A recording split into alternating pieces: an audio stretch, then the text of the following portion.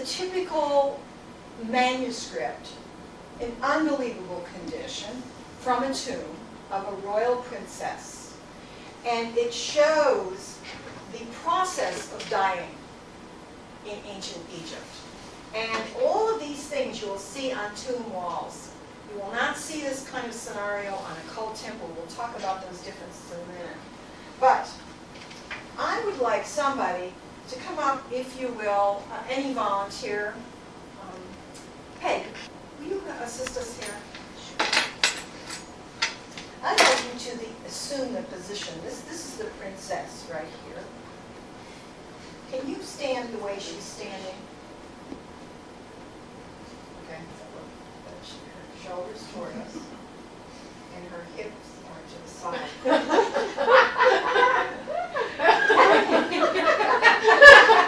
Where are the joints? Let me give you a hint. The shoulders are front, but the lower body is to the side. Okay. To the side. Is it to the side? Yeah, to the side. No, turn those hips. This is it. Now, what's wrong here? Okay, all right. Okay, what's wrong here? It's not comfortable. It certainly is not. Would you like to go to Germany like this? Thank you, Kay. Bravo. This is called multiple perspective. You're seeing her body from the front and the side simultaneously. Why would we do that? We can do perfectly good pictures. We have beautiful pictures of wildlife, very realistic. The reason is these are gods, and we don't show representational images of gods. It's a conceit. All we see is an emblem of the god, flat, not lifelike, because gods aren't like you and me. We're round, right? Maybe too round sometimes. But the gods are just shown as an emblem of godness. And for 3,000 years or more, they represented these gods with this multiple perspective. So that's what you're seeing when you are looking in the tombs in the funerary art. Let's look at the story. Notice that the princess, she's a member of the pharaonic family, and she's wearing a little like beehive on her head, right? You see that? That is the mound out of which Amun comes. So it represents that she is the daughter of the top dog. Okay? Not just your average family. She comes to the doorway. What is a doorway? Even today in movies, when somebody passes through a door, it symbolizes the passage from the living to the afterlife. She's going to pass through this door. When she passes through the door, who greets her? Horus. Hello. I'm here to guide you. Nice to see you, princess.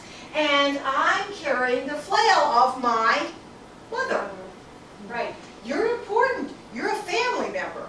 So here I am to show you the way. So they take the princess into the embalming room. This is an embalming table. This is how we know what embalming tables look like. So after going through the embalming process, we come down, it's just like a comic book. You read it like strips. The princess appears, and she is ready to be judged in the afterlife. And who is her escort now? Her escort is Isis, queen of the underworld. See her crown, circular crown with the serpent, and she's carrying her flail. She's taking her daughter to judgment. All right? Who's doing the judging? You've got your play chart there. Anubis. Anubis is doing the judging. Exactly right. The jackal. The jackal god is doing the judging on a huge scale here. This is the god Thoth, a monkey. He represents, or a baboon, he represents truth.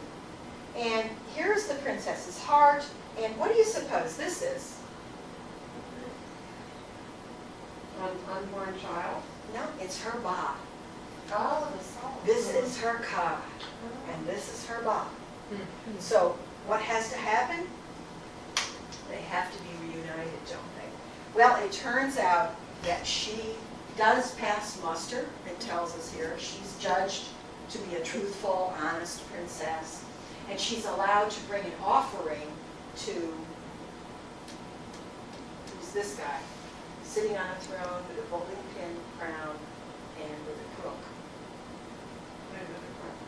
Is that Osiris? That is Osiris. Oh, okay. Yep. All our starting lineup right here to greet the princess. She's a very, very important person. Once you know these few gods, then the images in the funerary tombs and the cult temples begin to make sense. So the object of funerary art in ancient Egypt is to appease the gods, to show the pharaoh as a child of the gods, and to escort the gods into the afterlife. So removing the remains, of course, from if they were alive and looking at this, they'd say, you've just destroyed the cosmos because you destroyed the remains and the things that somebody needed. This is a tomb stele, and it shows a solar disk with a serpent and rays. Who's that?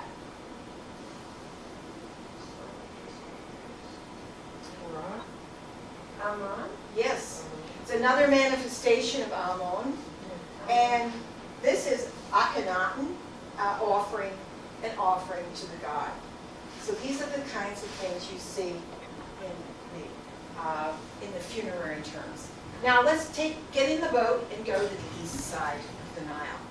This is where the cult temples are. The purpose of the cult temple is to physically demonstrate that the pharaoh is a child of the gods, that all the pharaoh's authority is derived from the gods.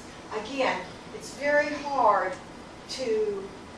for us to imagine how brilliantly painted these buildings were. Just brilliant. And there is even some painting left. This is a Hathor. You see her cow ears with the serpent? Here, this is even better up close up. She's very popular. Pharaohs love to have her as a patron goddess.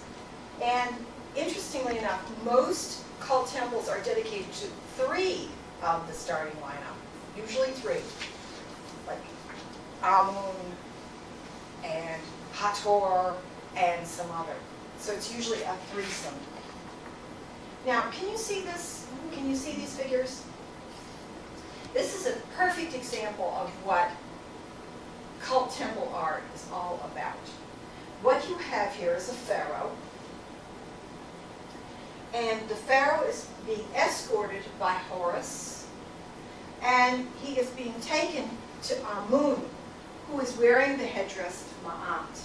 What this means to the ancient Egyptian is this pharaoh is the child of Ma'at, Atum, and Horus, in a direct line of descendancy.